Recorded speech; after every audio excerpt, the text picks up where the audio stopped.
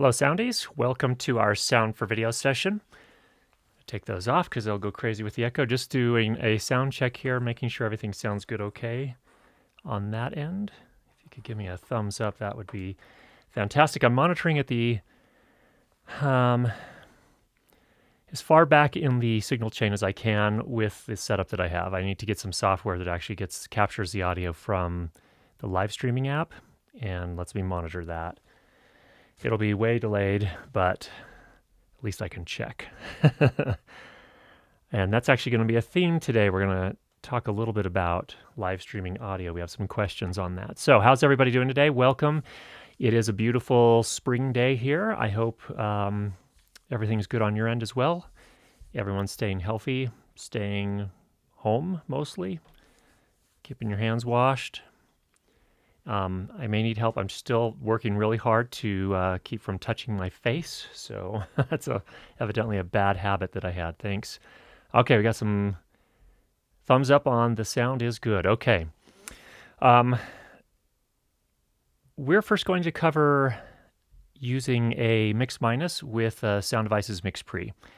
I've already had a question, and I think we'll get to that here in just a little bit, but first of all, what is a mix minus? Let's talk about that first.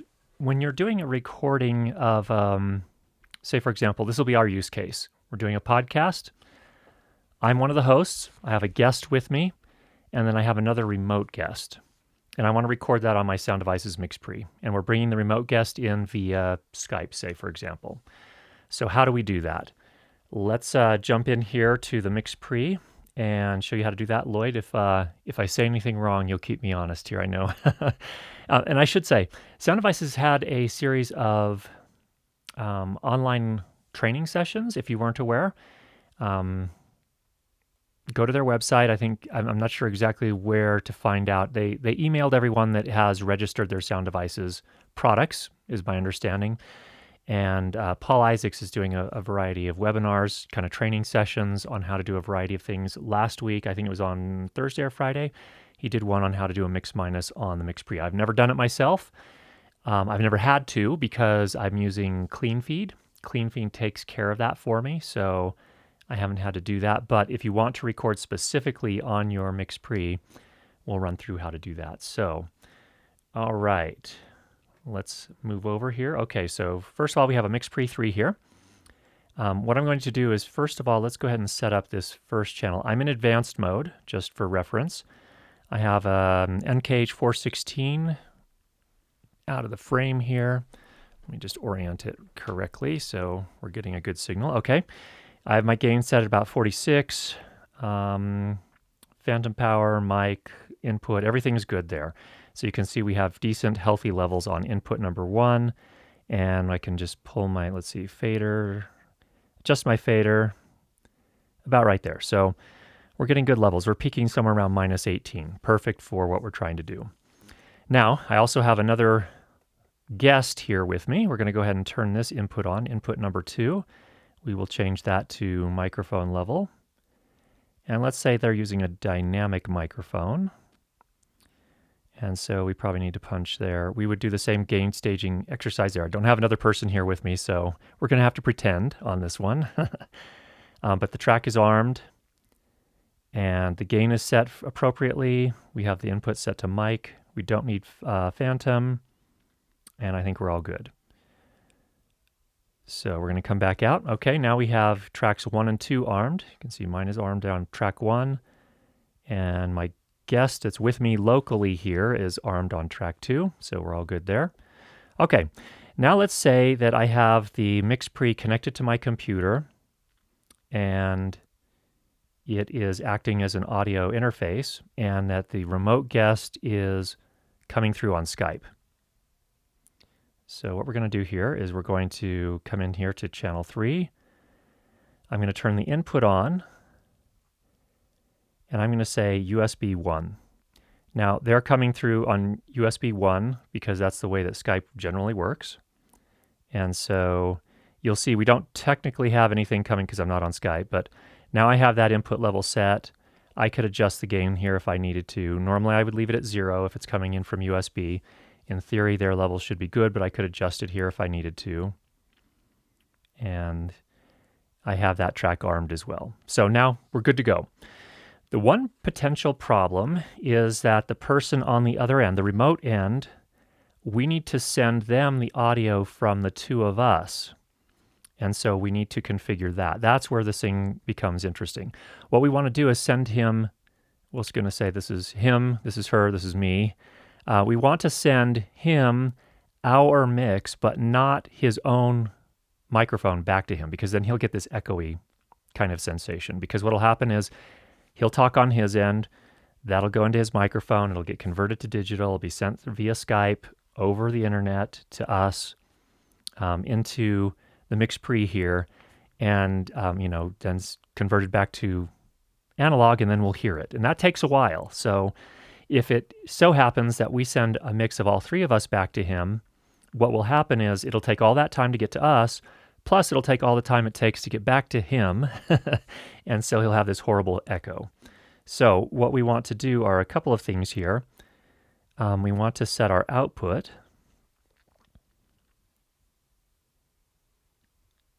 And let's see here.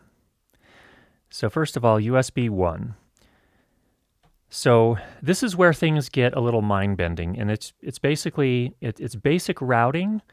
Well, maybe it's more complex routing, but the idea behind it is that you need to understand routing, and routing is just sending something from one place to another place. And so this is what we're going to choose here: is we need to send something from this is what's going to go back. USB output is what's going to go back to our friend that is on Skype, that's joined us on Skype. So I'm going to come into Outputs, and I'm going to go to USB 1. That's the USB stream that's going to Skype. And what I want to actually do, and this is the counterintuitive part, is I'm going to send him the left output. Okay, so let's just do that. And the reason we're doing that is that in this routing matrix here, what I cannot do is choose multiple individual outputs. So because of that limitation, I need to go ahead and choose the left output instead. So I'm going to choose left out. And if you're going to do this, make a note. You can come back and watch it anytime. And then I'm going to come back over here into my stereo out left. I'm still in the outputs menu, stereo out left, and here's where I can choose the microphones that I want to send. And I just want to send 1 and 2. Again, that's me and the other guest that's with me. Okay, now I have a couple of choices too. I can send it pre-fader or post-fader. I'm sending it post-fader, and the reason for that is that when I'm in the middle of the podcast recording, I may want to be able to adjust our levels here with the fader. Because I'm in advanced mode, the knob is a fader, and you can see here as I turn it left and right, I'm affecting the level that will be sent to our remote host. So normally I just leave that at 0, but if I need to adjust it, I can do that during the podcast. Now, if you wanted to do it pre-fader, you could do that as well. If you didn't want these knobs in advanced mode to affect the overall level of the mix being sent to them, you could do that. So those are your options. So that is the general way that you go about doing a mix minus on the Sound Devices MixPre. So I hope that made sense. I know that it's a little bit mind-bending when you have to send you go into the outputs menu, you have to send USB 1 to Skype, but then on the USB 1, what you need to route to USB 1 is the left output. And then you go into the left output and choose which microphones you want to send to that. So it's a little bit, at first it's mind-bending, but it's really just routing. That's all it is. It's routing and choosing what you want the MixPre to send to the USB feed that's going back to Skype and your remote guest. So the reason we chose 1 and 2, again, because it's me and my other guest that's with me, and we did not want to send microphone channel number 3, because on microphone channel number 3, we have our remote guest set up, so we can do that recording. So hopefully that makes sense. All right, so that's the first thing. So now let's jump over to our questions. We had a number of questions that came in today, and there are a lot of really good ones, and I'm excited to cover these. Some of them we won't be able to completely answer today, but anyway, here they are. So first of all, from Gen, he asked, regarding Mix Minus, could you please provide both mobile, that is to say no computer, and with computer options? I know the Rogue Amoeba software is good for this, but that's another option I'm not familiar with and might be relevant for the Mac users. And the answer to that is yes, I can do that in the future. I don't have any of the Rogue Amoeba software, There's other software you can use as well to do to create different mixes to send to the USB, and therefore that remote applications like Skype and others could use that. So again, yes, I'm going to take a rain check on that. I hope that's okay. But I don't have any of the Rogue Amoeba software, and I probably will use that, for example, to demonstrate how to do that. But basically, you're doing the same thing. It's just routing, and except in that case, you're using software. Now, there's one thing I will say. If you ever have a choice between doing something in hardware and doing it in software, my personal preference is generally to do it in hardware if I can. And the reason for that is, especially if you're, for example, live streaming, the fewer things you can have your computer doing, the better. It's generally better that if you can use something that's a dedicated piece of hardware to accomplish a job. In my experience, that's generally the case, assuming it's a reliable piece of hardware. So that's one thing to consider. But yes, there are definitely ways to do this with the software as well, and we'll cover that in the future. All right, Aaron asks, this might be a stupid question, but what is the point, if any, of recording stereo dialogue? I have an MKH 8050 and notice that they sell Rycote blimps that hold 2 of them at once. Why would I ever need 2 at the same time? Well, I would say this, Aaron, generally it's not for dialogue. When you're recording stereo, usually you're recording ambience or sound effects or things of that nature where you want a stereo image baked into the recording. So that's one thing to consider. There may be some use cases for stereo dialogue, but typically, at least in a cinema workflow, you're going to do that stereo imaging in post, in the mix, and you'll take a mono recording from a microphone, and then you'll pan that around in the stereo field. If you're doing surround, you can move it in more places than you can. And again, with stereo, you'd move it left or right. If you're doing surround, you can move it around a little bit more and maybe even put some of it, well, not necessarily dialogue, but you could put specific sound effects in the low frequency effects channel. So it generally is not something you do with stereo dialogue. And I think the same question comes up when you're talking about ambisonics. Why would you ever want to record dialogue with ambisonics? Generally, you don't. Usually that's going to be more sound effects, and specifically if you're doing it for a VR type of piece. So those are my thoughts on that. If others have insights on that, by all means, definitely share them as well. And thanks for the question, Aaron. All right, next up from Alex. Do you like DPA microphones? Well, my primary boom microphone is a DPA microphone. It's a DPA 4017B. So yes, I very much like that microphone. So that's one thing. Let's get back to your question and see what else you have there. But I should say I don't necessarily love all DPA microphones. I think they're all tools and they have their uses. But I also have a DPA 4160 lavalier microphone. So here's your question, continuing on. Do they have a kind of industry standard for Hollywood productions? I wouldn't say industry standard. They are popular amongst production sound mixers in the, in the big budget films. But they're not the only ones. There are, of course, Sanken.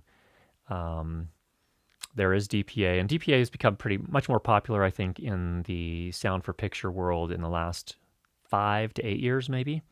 So they've made a big move there. But I wouldn't say they're the absolute only option out there.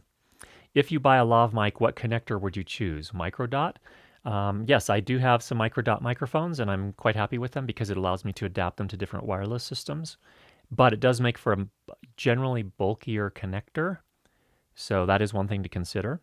And the adapters are somewhat expensive, so that's one thing to keep in mind as well. And Alex will use it in 2 possible ways: connecting with extension cable to a MixPre 6 and connecting to a DAD, I assume the wireless connect system. So yeah, that's what I've been using. I've been using the DPA 4160 with a microdot connection, a Countryman B6. Countryman's another fairly popular option amongst sound for picture dialogue or production mixers. I also have some Shure Twinplex, which I really like. Actually, I've quite like those and have been using those a lot more lately, actually. They also come with microdot connectors if you choose to do that.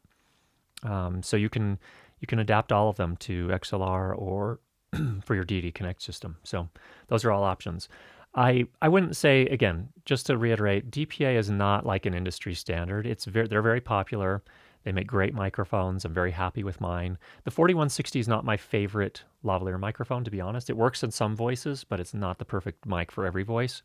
And that's part of the trick, is when you get into lavalier microphones, having options is usually really important at some level when you're operating professionally. Now, if you're just buying for self-funded projects, then I think a DPA 4060 would be a great choice. Is it the best choice? No, there's no best choice when it comes to lavalier microphones from my point of view. So those are some thoughts there. Hope that helps a little bit for you, Alex. Thanks for the question. All right, next up from Kevin, the basic filmmaker. I run off a laptop and it only has 3 USB ports. One is powered. I have my USB Pango for, I assume that's a capture card, my USB Logitech wireless mouse, my USB Stream Deck, and I'm out. I have other devices such as a 16 terabyte drive via USB and more. Tried using a USB thingamabob, but they all fight for the data. I assume, Kevin, that a thingamabob is a USB hub. So anyway, something to consider there. All right, are there any recommended units that handle this, or I just live with the odd cable switching? Well, I would say this. I think that when you're doing live streaming, that it's probably best to keep your capture card on a dedicated USB port. I don't know. I assume it needs a powered port. I'm not positive. But I would, probably what I would do is I would leave the powered port for your capture card. Now, here's the thing that is important to consider as well, and the manufacturers aren't always great about telling you this as well for computers. The number of connectors they have on a single USB bus is important to consider. So basically, if they have all of the USB ports on the same bus, they're always going to be contending for the bandwidth that's available. So, and Kevin confirms that his thingamabob is a hub. Yes, so thank you for that. But in some cases, that's where something like, for example, the iMac Pro, that's a computer that I use. There are a few reasons that I bought it, and that it has a 10-core processor helps with video stuff. That's one thing. But another thing that's very important about it is that how it divides up the ports on different buses. So, for example, I believe there are, I can't remember if it's 3 or 4 Thunderbolt USB-C ports, and I believe at least 2 of them operate. There are at least 2 separate buses. So that means you get... So they don't necessarily have to share that same bandwidth, which can potentially open things up. Now, I'm not a super nerd when it comes to computer architecture, so there are lots of other factors as well, but that's one thing to consider. But yes, I use a USB hub. I have a USB 3.0 hub that I use, and for me, it's mainly for convenience because I have lots of different things plugged in. I don't need them all the time. And they're not necessarily contending for bandwidth all the time. So I have 3 different card readers just based on the cameras and audio recorders that I use in a different type of media. So that takes up 3 ports. And then I've got, I record to Atomos recorders, like for example, in my whole live streaming setup here. I sometimes use this live streaming setup with a switcher to record educational videos, like product demonstrations, and I have the output on the A10 Mini going into an Atomos Ninja 2 recorder. So I've got to offload that media sometimes, and that's a USB device here, a little dock. And then, if I've got a USB microphone, like last week, for example, I did the live stream, the Sound for Video session via a Rode NT USB microphone. That was plugged into the port. So generally, I just think USB ports are great. I'd get a powered one. I'd get a 3.0 hub if you can, or something with USB-C even would be nice. But I don't know that they're all created exactly the same. So anyway, that's about the extent of what I know about that, Kevin. So I hope that helps a little bit. I gave up on living with the odd cable switching, especially since the ports are all on the back of the iMac. I just couldn't. It's just a pain. So that's why I have the USB port up here on my desk. All right. Moving on. Scott is still looking at IFB. I see used Comtech equipment for sale, but I'm wondering if allowed frequencies have changed. Thanks. I don't know. I assume, first of all, Scott, that you're talking about the United States. I am not aware of a change in the Comtech equipment, but what I would do is call the guys at B&H, and they should be able to help you identify what you're looking for. So, or call one of the sound houses, call Gotham Sound or True Audio, or one of those. They can definitely clarify for you on what you need if you're not in the United States or in Canada.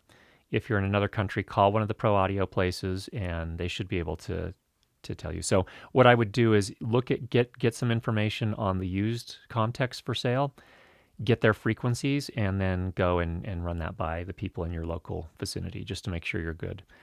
As far as I'm aware, in the United States, that hasn't changed in a long time. So you have to remember, Comtech is actually used for a lot of live events. If you need for hearing impaired people, so they can use that frequency to get the wireless feed for the program.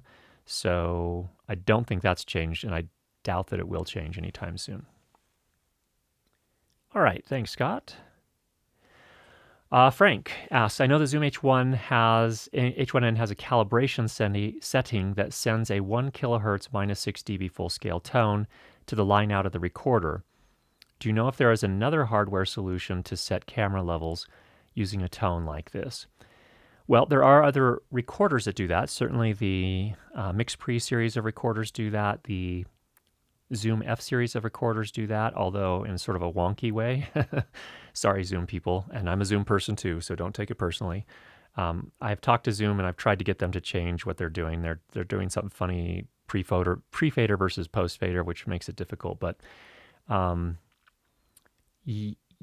are those, of course, all the pro level recorder mixers can also send tone, but if they don't, there are also dedicated hardware tone generators. And so if you do a search for that at B&H, I think we can probably pull something like that up. We can do a quick search here. Just let me take a look here and see what I can find. Pulling up B&H, and I'll show this here in just a second here.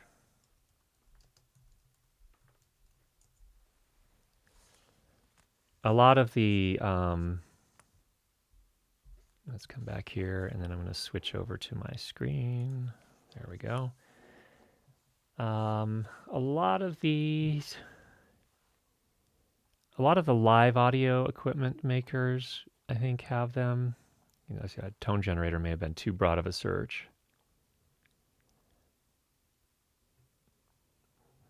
There's a test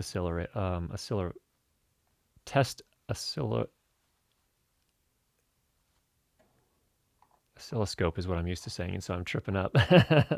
But there are some items out there that the cable tester, I don't know if that's going to send the tone you need necessarily. The Q-Box does. I actually have a Q-Box.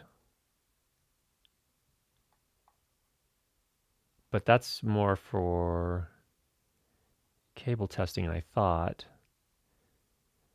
I'm going to have to look a little closer, but there definitely are. I don't know if that's what you mean when you were asking about tone generators, but yeah, there are definitely dedicated hardware tone generators that, for example, you could plug into a mixing board and then send that out to a recorder if you needed to do that. So there are some other options, or I don't know if you maybe were asking about other recorders that do that, but certainly a lot of the other, definitely in the, like when you get to the upper end of the prosumer grade, that's when you're going to start to see those built in, and it's gotten more common. And I think part of the reason it's gotten more common, let me just switch back here, is that we are seeing, well, in particular in the last couple of months, we're seeing a lot more live streaming. So here's a theme.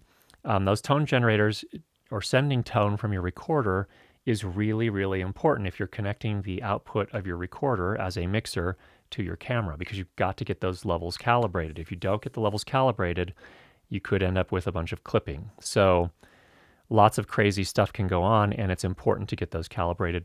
Sending tone is how you do that. So thanks for that question. That was a really good one. I'm glad you brought it up. Mark asks, regarding mix minus, I was wondering if something similar can be done with the Zoom F series routing. I'll have to take a look at that and see how it works on the Zoom F series. I think it's probably possible, but I just need to get in there and take a look. It works a little bit differently in terms of operating as an audio interface than the MixPre does.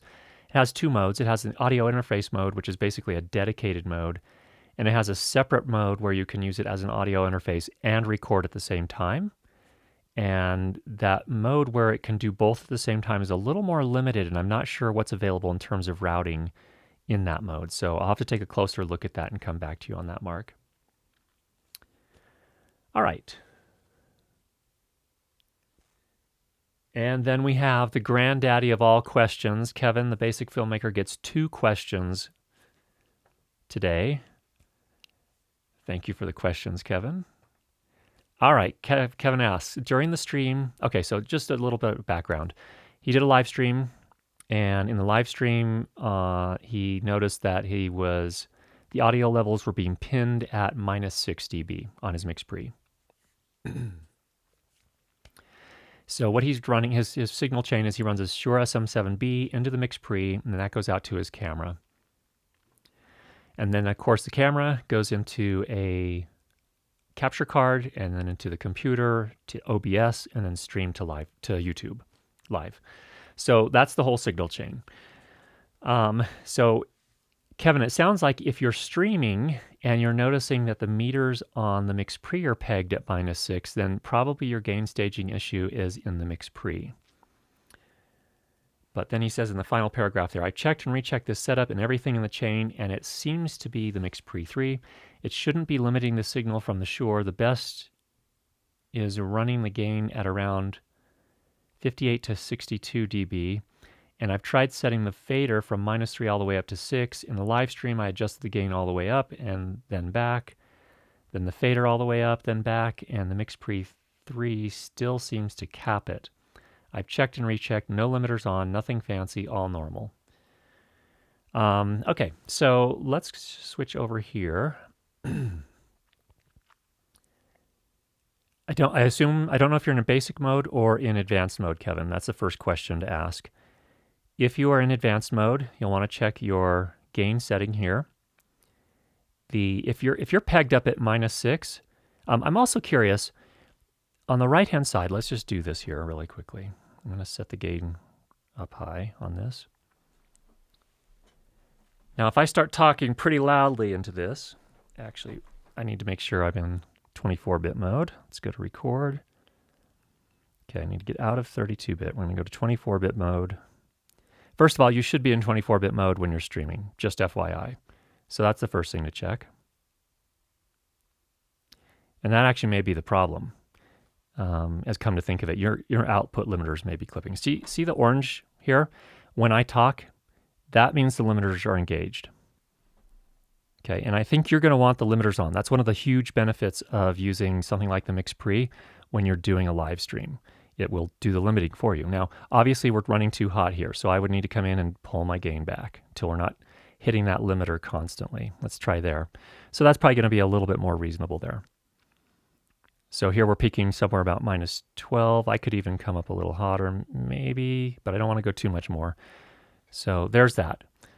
So that ideally, and you can see I just hit the limiters there again. So that's going to be somewhere, I mean, even this is a little aggressive, but that's going to be a pretty good healthy level for a live stream. And I think your audience will be able to hear you. Now, the secret is from there, all the downstream should be the same. So I have a video, and you have the MixPre course. In the MixPre course, we specifically talk about how to calibrate your MixPre and your camera input level so that the meters are hitting the same using the tone generator in the MixPre.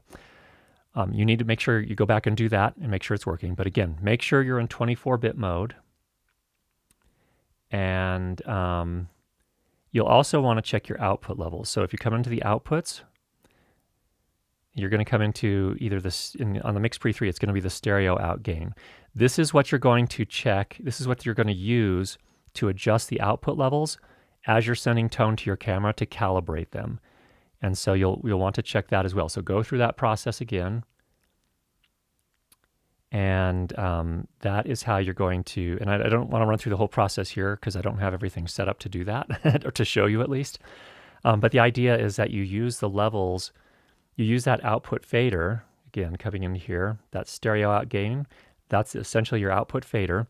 You use that to adjust the output level of the MixPre until your camera shows on the meters the same level that you're sending tone at. So if I come in here to the tone menu, I have it set to minus 12 dB full scale. So I turn tone on. You can see it's hitting minus 12 on the faders, or sorry, the meters. And then on the output level, I can come and I can adjust this until my camera is also showing that same level. Now you're going to, of course, have to set your camera appropriately, either to line level, if your camera can handle that, or microphone level if it cannot. And then you adjust this output stereo out gain until the meters are at minus 12 dB on the camera as well.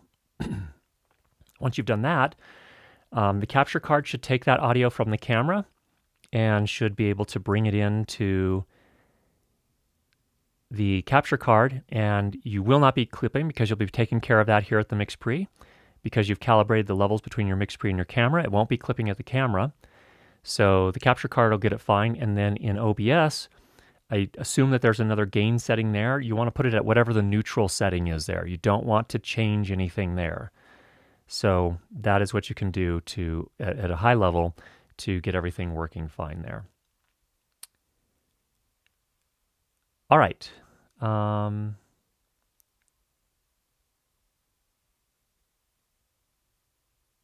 right. Very good.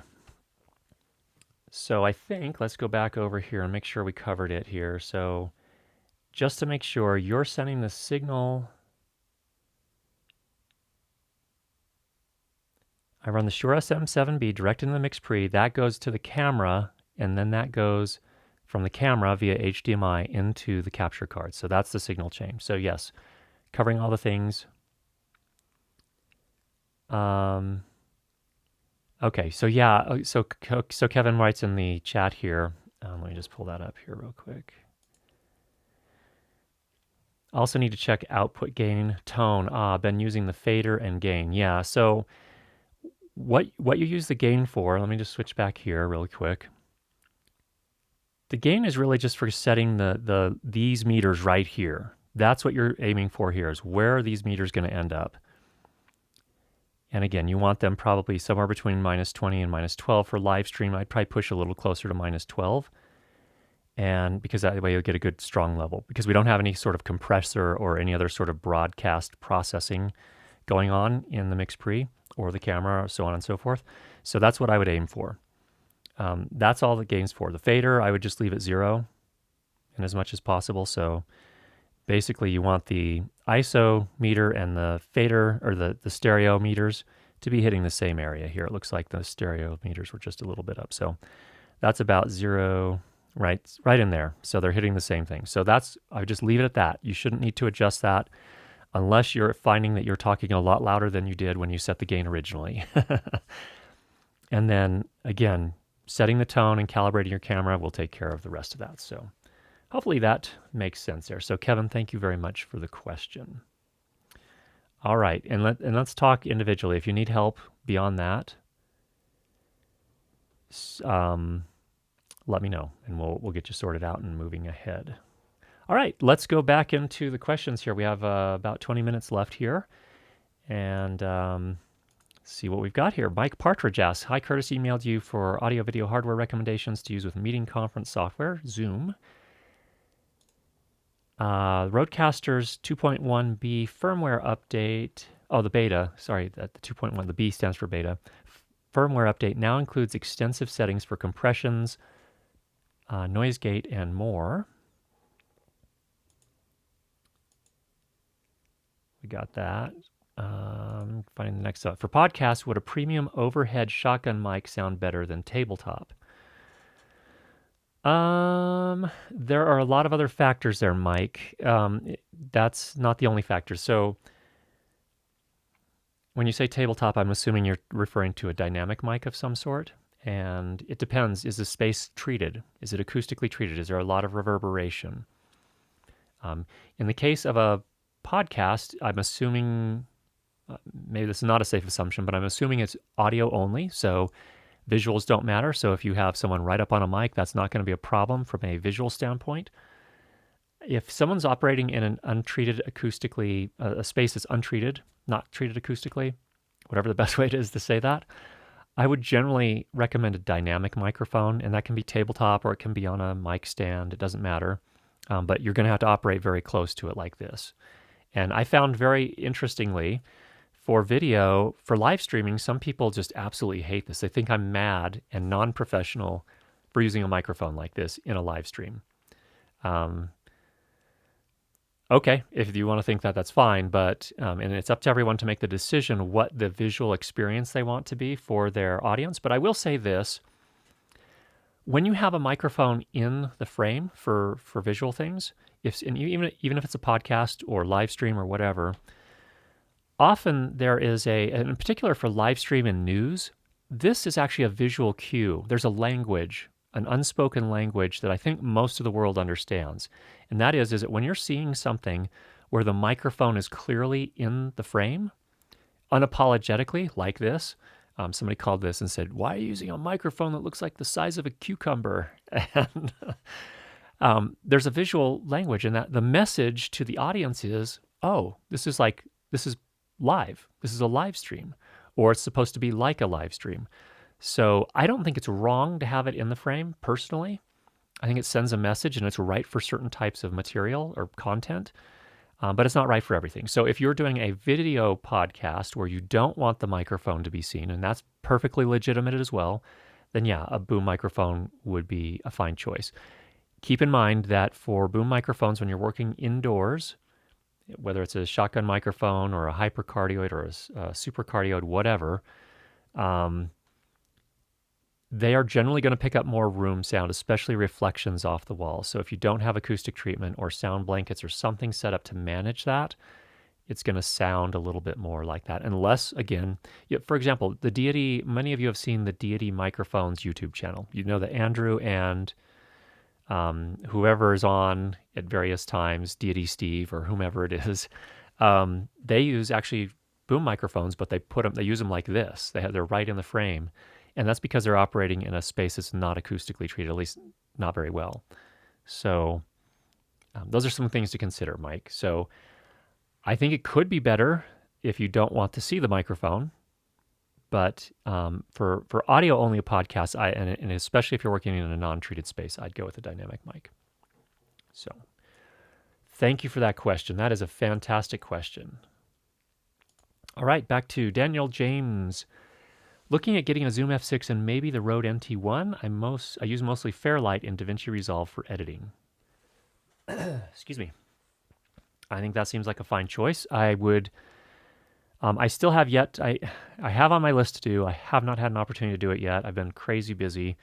But Fairlight 6, the latest version of Fairlight 16, now evidently can import 32-bit float audio files. So that's good to know. Daniel, if you're going to be recording everything in 32-bit float, you'll probably want to get into Fairlight, the latest version, and see what the workflow looks like, just to make life easy for yourself, just so you know what you're getting into. Now, Fairlight is charging ahead. They are releasing new software quite rapidly. I'm quite impressed with what Blackmagic Design is doing with that.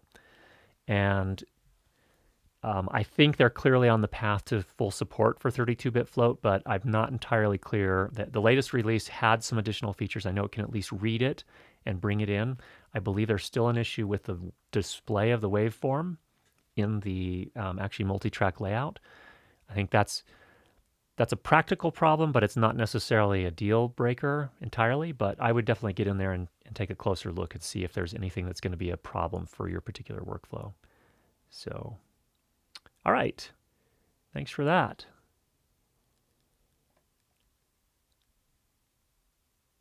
And then there's some additional questions back to Mike's question about a tabletop microphone. Good point. Vita Jose says, by tabletop, do you mean boundary mic or just one on a tabletop stand? And he was talking about something on a tabletop stand, working in a very small space. Okay, so I'm gonna assume that's more likely a dynamic microphone. So, all right. Kenneth says, hi, and thank you for picking a more European-friendly time this time. Yes, you're welcome.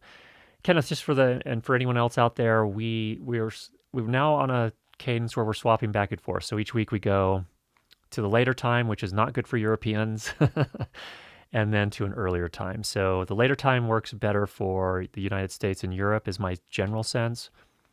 Or sorry, for the United States and Asia, and then this is midday, my day. This tends to work better for Europe and is okay for the U.S. and horrible for Asia.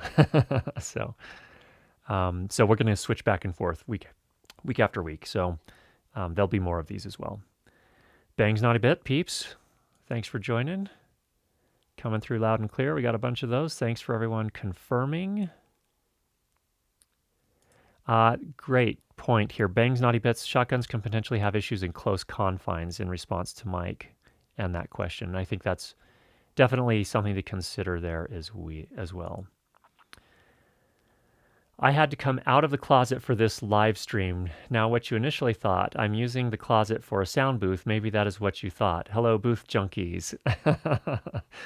That's a Mike Delgadio reference. Thank you, Trevor. It's good to have you out of the closet and here on the live stream.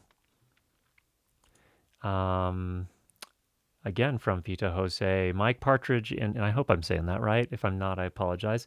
In my experience, it depends on what kind of sound you're looking for. Larger than life broadcast, then tabletop, right up close. More natural, I'd say go for the shotgun. Yeah, considering all the other factors as well. If you've got a really small boxy room, be careful there. Zach has best wishes for everyone in terms of health. And then, again, yeah, small booth, then probably tabletop. All right.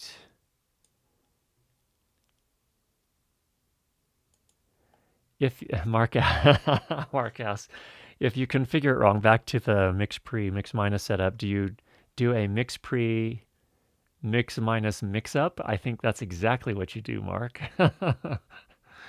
Thanks for bringing a little humor. We could all use a little bit of that right now. Bang's Naughty Bits. I find there is the real mix minus, and then there is a de facto mix minus that work with a single local source. The later eliminates all of the return audio, say using a phone with the phone's internal mic. Okay. Easy, but doesn't work if you need return audio. Right. Note that the Sound Devices recording is pre-fader by default in advanced mode, and the USB side is post. Good points. Thank you for the clarification there as well. Curtis is using a shotgun mic right now. No. This is dynamic here today. Definitely all dynamic. Oh, well, I was up for the MixPre demo. You're right. I was using it. You weren't hearing by the way, you were not hearing the MKH416 when I was doing the MixPre mix minus setup. You're still hearing the Shure SM7B, just for clarification. Sorry for the confusion there. And that is configurable, and I think Bang's Naughty Bits is probably referring to the pre versus post fader. Aaron, thanks for joining us. Aaron, I believe you're in the UK. It's good to hear from you. Hope you are doing well during this uncertain time as well, you and your family. And George, thanks for joining us. Good to have you here with us. Bang's Naughty Bits. Back to the mix minus. Always be aware that this overrides the normal behavior of a multi-channel interface sending only jack 1 to Skype or Discord or whatever. This may cause a hot mic moment.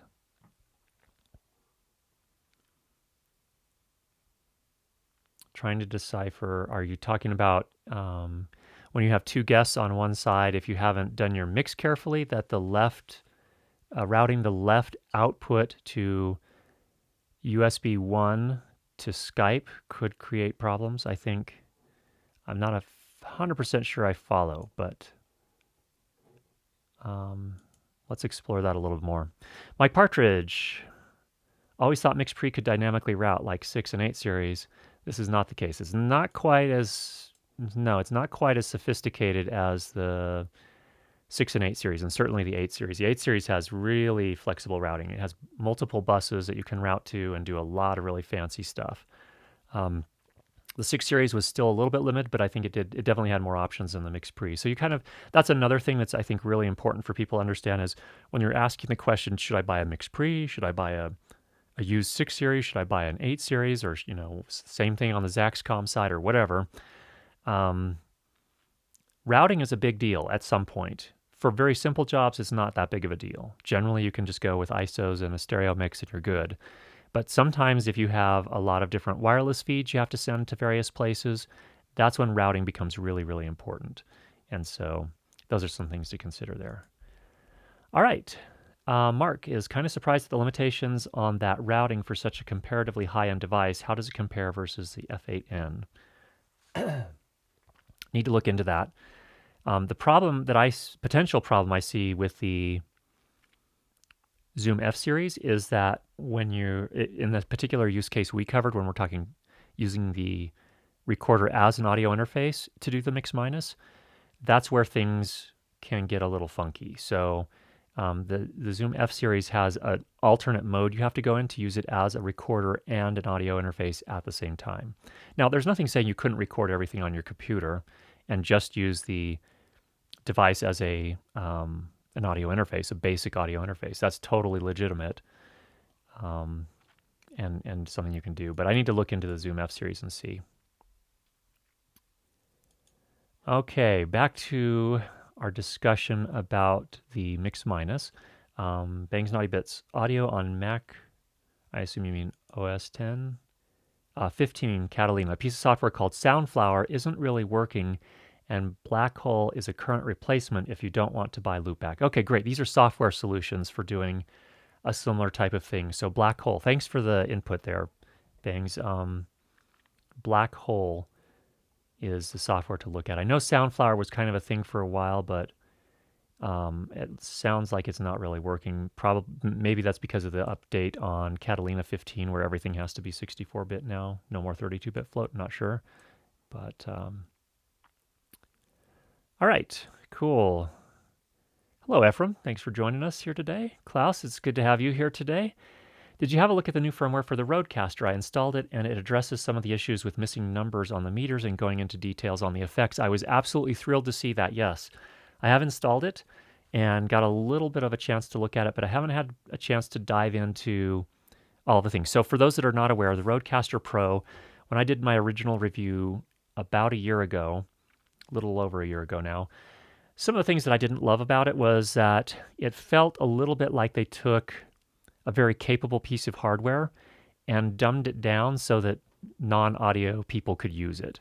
And for example, one of the things I complained about was the meters had no reference numbers on it. You had no idea what the meters meant. The only thing you could know for sure is that once it hit the very top, you were probably clipping, period. That's all you knew.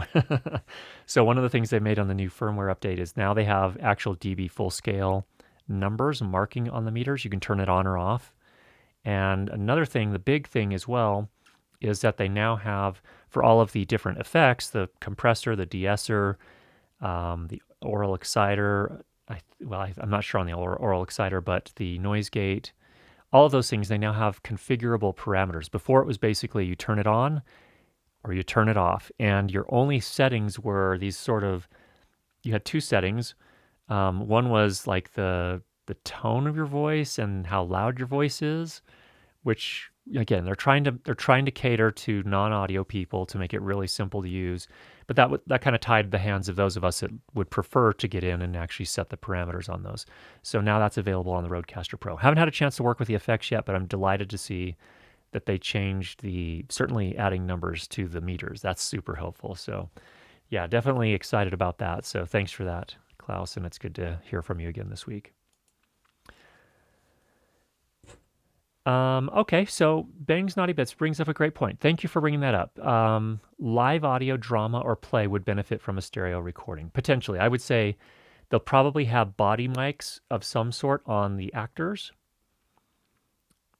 But yeah, I guess a live audio drama, if you wanted to use sort of stereo room mics to help create a spatial element to the overall production, you could definitely do that. That's a good point. You could benefit from stereo recording there. So thank you for opening my mind to that. That's a great point. Vita Jose seconds the Black Hole recommendation. Very good.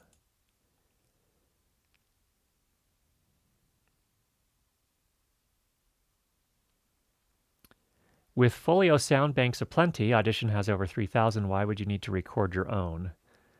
I think you're talking about sound effects. It depends. If you sometimes the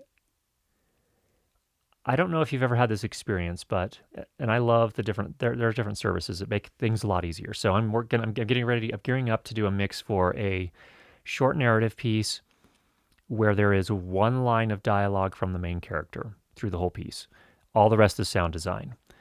And the production audio was okay. We'll probably be able to use some of it, but a lot of this is going to be sound design and Foley and other things that we do. So the trap that I've fallen into on a few occasions with these sound banks is that you can spend hours looking for the perfect recording, or you can go do the perfect recording for the piece you're working on. It depends. Now, I realize there's a fine line between those, and some of them are not practical. If you don't own a gun and you need a gunshot, well, you're probably going to have to look at the sound banks or the different sound effects packs to find something that's going to work.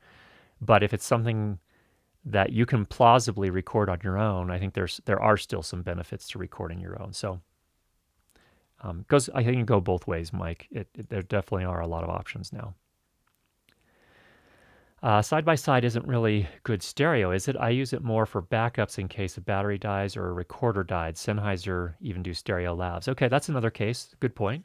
Not a lot of times, but in some cases you will notice newscasters, anchors, will be wearing two lavalier microphones, and in 99.9% of the cases, as I understand it, that's for redundancy. You're not hearing both of them at any given time. It's so if one of them fails, they can switch over to the other one. So Aaron brings up a good point as well. However, I think that the Rycote, by the way, the Rycote things that we were talking about, those are actually set up with the shock mounts in a, either an XY or some sort of stereo configuration. They're not generally, as far as I understand, set up for redundancy. So, but they're all good points. Let's come back to that. Bangs Naughty Bets. I use Loopback for the most part when I need this, but Black Hole worked well when I tested it, and it's free. Good. Aaron's talking about stereo. I love ORTF for stereo, though. That's a nice all-round stereo mid-side for post adjustability. So those are a couple of different stereo recording techniques for those that aren't familiar with ORTF. Basically, I don't know if I can display this. You have the microphones kind of facing away from each other like this versus an XY, which is more like that. And then mid-side is you have a cardioid microphone on the front, and then you have a figure 8 microphone that's picking up the sides. And the nice thing about stereo or mid-side, as Aaron points out here, though, is in post you can adjust the stereo field basically on a mid-side recording, which is kind of cool. And then Aaron says XY for intimate stereo or stereo Foley. Good. You can also set a stereo pair to different levels as a safety. Agreed again, but you probably don't want them in a stereo configuration if you're doing that. You want, in terms of the microphone placement, you probably want them set up the same way, oriented the same way. And Aaron says, yes, done that too. Okay, now, so you guys were all having a conversation while I was talking about something else. That is awesome. Now we talked about hubs here. A hub running at USB 3.0, 5 gigabits per second speed should be plenty. Trevor says, I find USB always iffy due to Windows power management turning off idle items. I always go into the Windows registry and disable power management for USB. Interesting. And follow up, there are up to 3 power settings in the registry for each USB device. And then Todd says, Apple does not share USB or power. Okay. I don't know. Is that true on the, like on the MacBook Airs and the MacBook Air Mail? Actually, only have one USB port anyway. But for example, the entry-level iMacs, I thought that some of the USB ports shared the same bus. I'm not positive on that, but maybe they've changed. I don't know. You can find the USB by using the VID or PID. of your devices. Okay, I haven't been into a Windows registry in years, so we'll have to trust. We'll have to work with Trevor if you need details on that. Okay, so we talked about USB.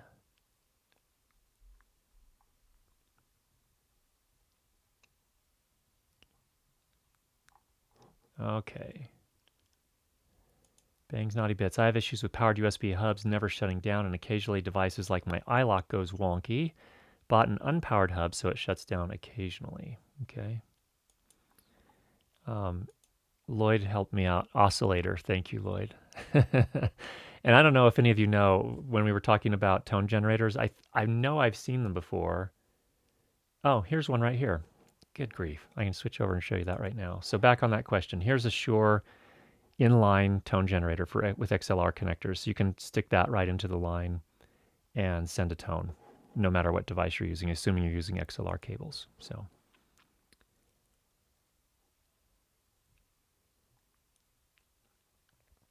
Ralph does mention that the FCC here in the United States reduced the TV band. The wireless mic frequencies changed. Best to look at what frequencies the old equipment is on. So Comtex, I believe, are they're running in the megahertz, very low megahertz range, well, relatively low. So they're not in the same band as the TV, but there are IFBs that operate up there as well. But he was talking specifically about older Comtex, which I think run at like 219. I don't remember the details, but yeah, definitely talk with the experts in your area. And Todd uses the inline tone generator at the top of the list. Behringer sell a cable tester that generates tone, and there's another option there. So there we go, Frank. Thanks everybody for helping out on that. Mike, did you pick up the new MacBook Pro 16-inch? What's your take on their onboard mics? Definitely not replacing a MixPre, but they sound fairly decent. No, I haven't purchased one. I'm in kind of hunker down mode, to be entirely honest. My day job is in the software for airlines industry, and airlines are in a world of hurt right now. So I need to kind of limit my spending for now. So I have not picked it up, but the samples I've heard of it are actually surprisingly good. They're doing some sort of magic with those microphones on the MacBook, so that's really cool. It's interesting to see what they do, and I'd love to understand it. The trick with Apple is that you never know what's going on under the hood, so you'd need to test that pretty extensively before relying on it for too much. And yeah, definitely not replacing a MixPre. Luigi, is it possible to integrate the MixPre course with a Mix Minus solution? Yes, I'm going to go back and I will add a new segment on Mix Minus into the course. So thanks for the question there. It's possible, Kevin, in regards to your overall audio signal chain and the clipping that you're experiencing. One thing that Bangs Naughty Bits here says is there some sort of limiter in OBS. That's worth looking at as well. But it sounds like his meters on the MixPre were pegged as well, so I would look there first. And Lloyd says, double check your output attenuation level. Yep, that's definitely another thing we covered there. Greg, I watched a couple of live broadcasts with Blackmagic ATEM Mini. Audio sometimes seems out of sync with video. What are they doing wrong? For audio out of MixPre, better to feed to camera or ATEM? The ATEM software itself does not appear to have any sort of audio offset capability from what I've seen. And so I think what's happening in those cases are people are plugging or they're going directly into the ATEM instead of the camera. In my case, I'm bypassing that by going into the camera. And so is there a downside to that? Well, we're using the converters in the camera as opposed to the MixPre. I don't know if that's a problem or not. In the case of the Canon C200, it doesn't appear to be a massive problem, so I've been okay with it for live streaming. So those are some thoughts there. So my thought, Greg, is I would go directly into camera. You can, if you wanted to go into the ATEM, you can, and then your streaming app, whatever you're using, usually has an audio offset function, and you can use that to bring it back into sync. Now, I will say, some people have suggested that the ATEM Mini starts doing funny things over time, where it starts to drift and then it corrects itself. I think that's usually a bandwidth issue, But that's another reason from my point of view where going into the A10 Mini becomes problematic, because even if you apply that offset in your streaming app, if it starts drifting and then corrects at some point, it's still going to be off at some level. So that's why I generally go into the camera. All right. Curtis might have done a video on this, but my opinion is feed camera so that the video and the audio are guaranteed to be in sync as they enter the ATEM. Yeah, that's generally my thought as well. Zach says, cannot do this mix minus routing with my H6. That's for sure. Yeah, unfortunately, the Handy series doesn't have that option. No, definitely in the consumer range for those. But the Zoom H6 is a pretty cool little device too. Zoom did some really great things for the audio world, whether you love them or hate them. I am very grateful for Zoom. They've done a lot of things for us. They brought the price down on a lot of this gear, so it's a lot more accessible. Norm asks, have you ever had Ecamm Live peg one of the audio channels so far to the right that sound is forced to the earphone speaker on a mobile device? This happens to me when Skyping plus cam audio.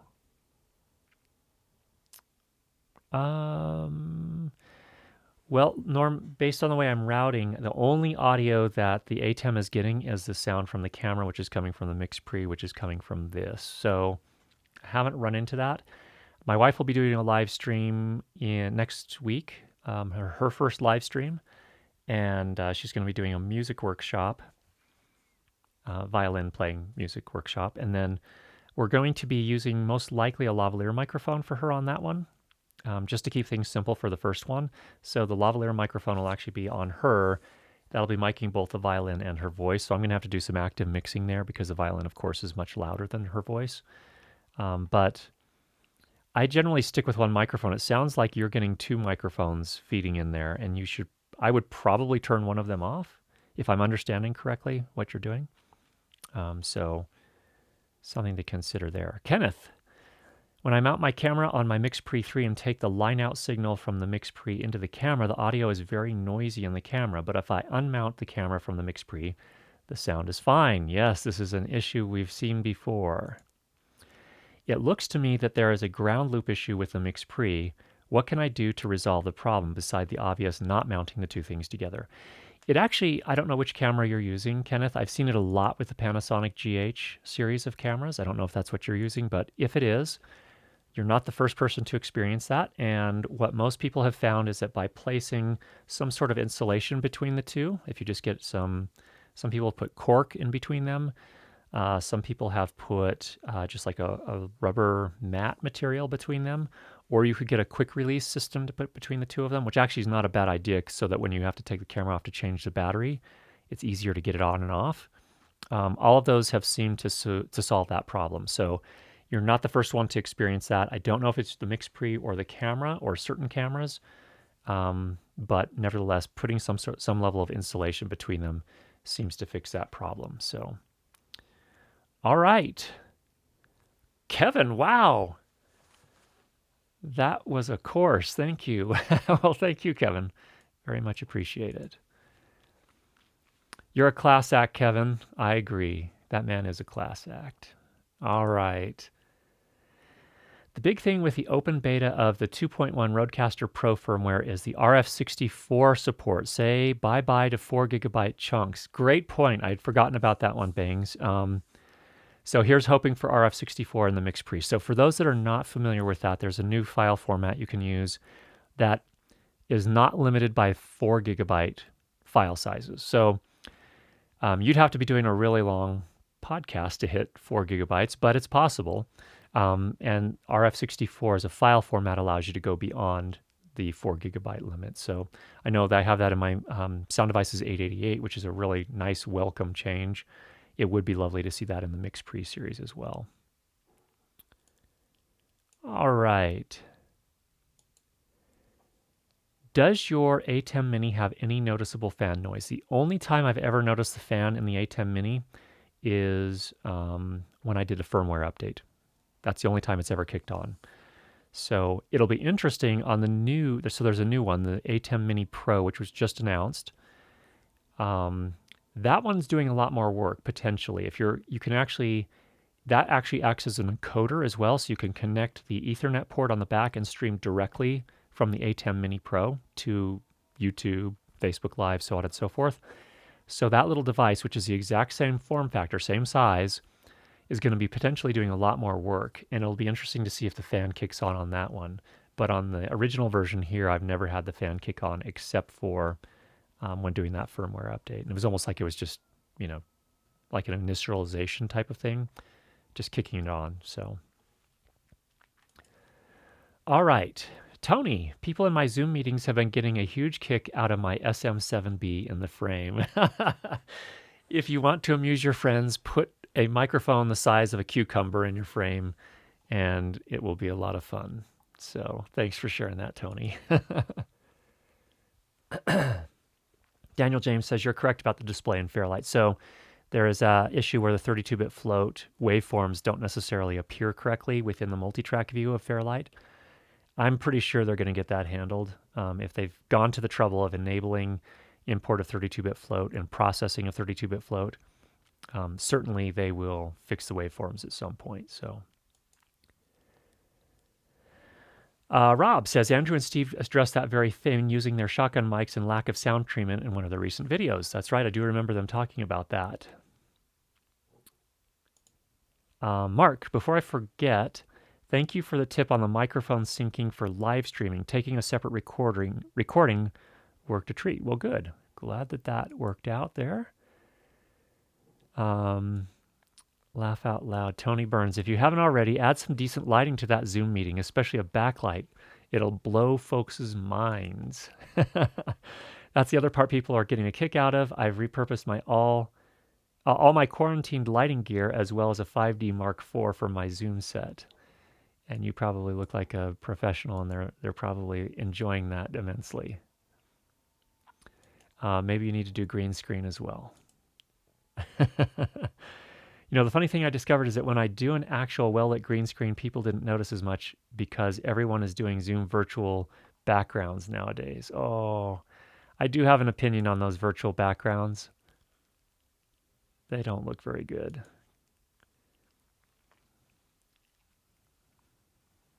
Rob, regarding the MKH416 reference, I'm paying attention in class even if I'm getting it wrong.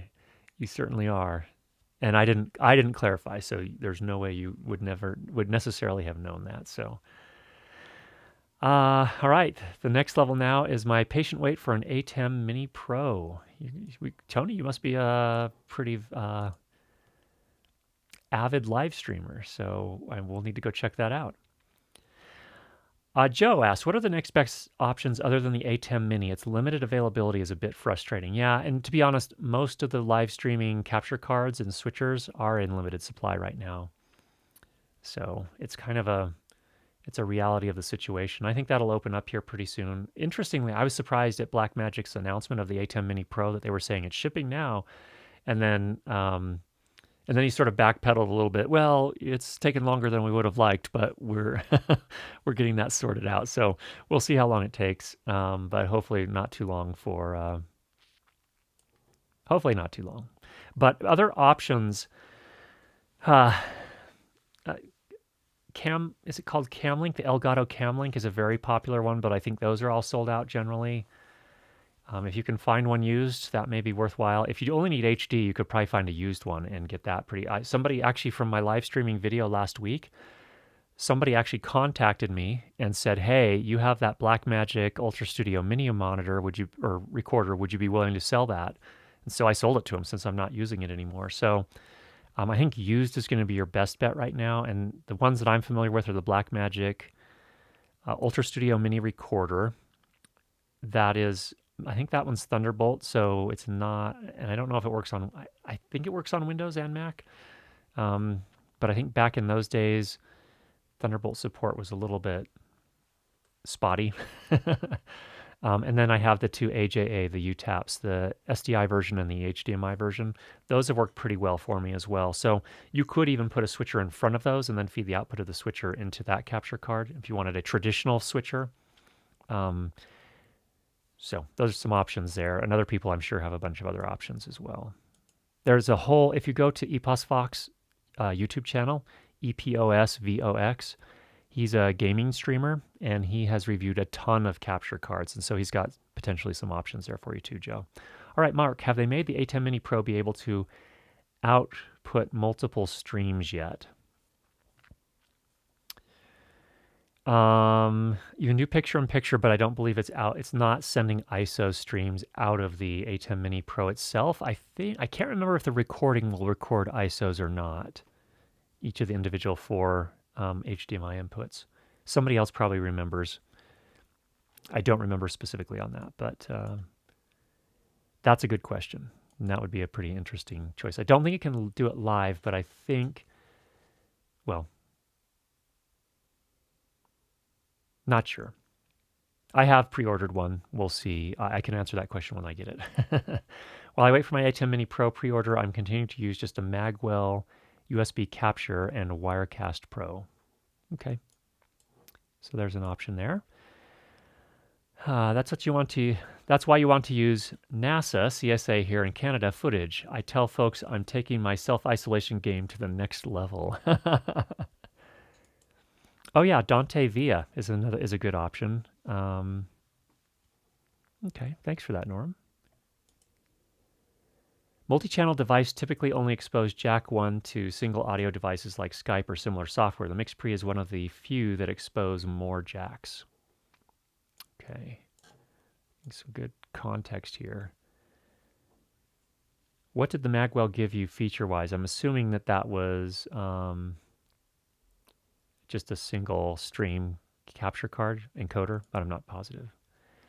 I've had Jack 2's mic live and wasn't expecting it. Ecamm Skype recorder actually had a bug due to this rare effect.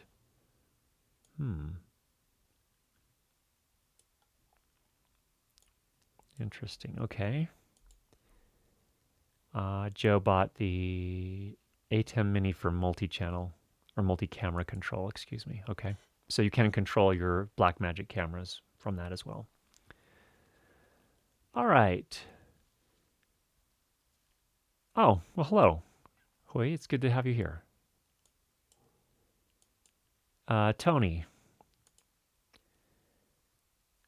It was actually, well, okay, in stock, unlike the cheaper Elgato devices. To be honest, not sure how much better as I have nothing to compare it to. So the Magwell was presumably working decently for you, Tony. There doesn't seem to be a lot of advanced functionality in the config app that I haven't needed to worry about. All right, Nolan. Let's see what Nolan has here. Wanted to ask if you knew a good mixer would be to buy that would lead me to Zaxcom in the future. Not sure if you know. Wanted to see if you would. I know you use Sound Devices. Well, I mean, in the production sound world, traditionally, what are the names of those mixers? They're very expensive. They're hand-built. They use the... who makes the faders? Some of you will know. Penny and Heath? No, I don't remember. But they use the really high-end faders. Let's just go to True Audio. Share my screen here. And I think they have mixers. Whoops.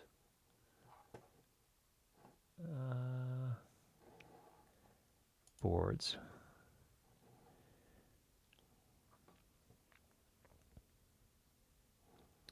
I think Sonosax is one that a lot of people use. This Audio Developments is another one I've seen. So Sonosax has a couple. Here's a $15,000 option and an $8,900 option, just in case you needed to control costs. And then Audio Developments has a $12,000 option here. I think what you're seeing some production mixers do now is they're actually using digital mixers. So these live digital mixers are getting super, super sophisticated and really high quality. So for example, I have an Allen & Heath SQ5, which I don't think I'd have any hesitation using that for production sound if I were at a cart that could contain it all, and I wanted a bigger mixing surface. So there are lots of other options out there, but those are basically, I think, in lieu of. And then you might feed to another recorder to have redundant recording as well, or just use the digital mixer as a mixing board and then do the recording to a separate mixer. So Roland makes that digital mixer, there's the M200i. There was another one, an older one. Oh yeah, it was Yamaha's 01V96i. That's a common one that you'll see out there as well. And those run about $2,400, so they're more accessible.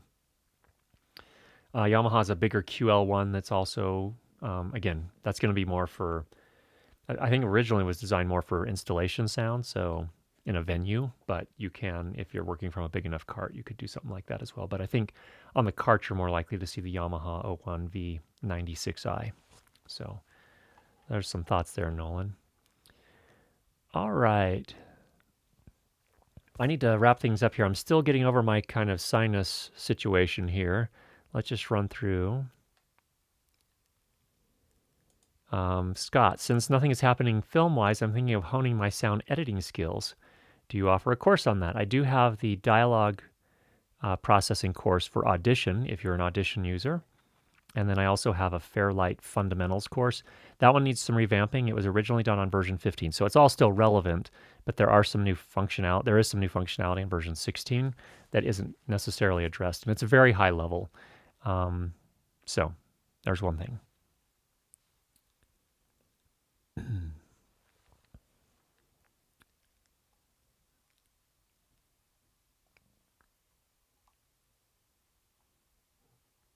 All right.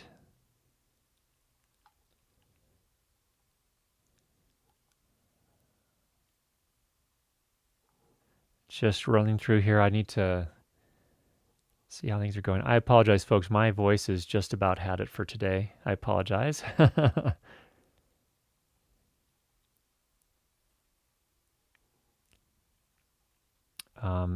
We're going to go ahead and probably wrap it up here. Actually, just a couple of things here. Lloyd said, since the Nova arrived, older Zaxcom mixers are dropping in price, so that's something important to keep in mind. I know, Lloyd, you mentioned that you've been looking at some things there. Nolan, I've been noticing that too. I've been thinking about going with used gear when it comes to that.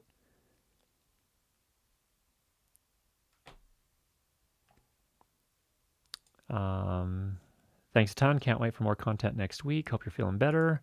Thank you. I can vouch for the Fairlight Fundamentals course. Worth every nickel. Well, excellent. Thank you, Rob. All right, folks. Thanks for joining us today. Hope everyone's staying well out there. Keep your hands washed. Stay at home, except for when you absolutely have to go out. Stay well, and we'll talk to you again next week. Take care, everybody.